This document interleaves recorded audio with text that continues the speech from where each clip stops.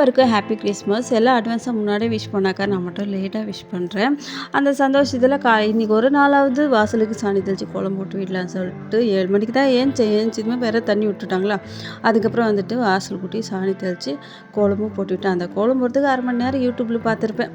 அது இல்லாமல் எங்கள் அக்கா வேறு சொல்லிக்கிட்டே இருப்பாங்க ஒரு வார்த்தை, காலையில் நேரமாக ஏஞ்சிட்டு குளிச்சுட்டு அதுக்கப்புறம் எல்லா வேலையும் செய்ய ஆரம்பி.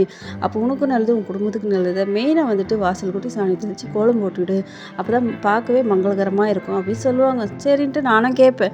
ஆனால் அதை ஃபாலோ பண்ணவே மாட்டேன். அது எப்பவுமே அவ்வளோதான். யாரை சொன்னாலுமே ஒரு விஷயத்த வந்துட்டு கேட்பேன். அப்படி மீறி ஃபாலோ பண்ணணும்னு நினச்சா ஒரே நாள் தான் ஃபாலோ பண்ணுவேன். அதுக்கப்புறம் ஃபாலோ பண்ணவே மாட்டேன். அது ஏன்னே எனக்கு தெரியல. நானும் சில டைம் நினைப்பேன், சொல்கிற விஷயம் நல்ல விஷயம் வந்தால் அதை கேட்கல, அதை ஃபாலோ பண்ணல அப்படின்னு சொல்லிட்டு. ஆனால் என் வேண்டியதுக்கு என்னோட மனசு ஒத்து வராது. அது ஏன்னே எனக்கு புரியல. அதனால நான் போட்ட கோலம் இப்படி தான் இருக்கும். சரி, இன்றைக்கி நம்ம வீட்டில் என்ன சமையல் பார்க்கலாமா? கொழுமிச்ச சாப்பாடு தான் செய்ய போகிறோம், வேறு எதுவுமே செய்யலை. இன்னொரு வீடியோவில் பார்க்கலாம். பாய்.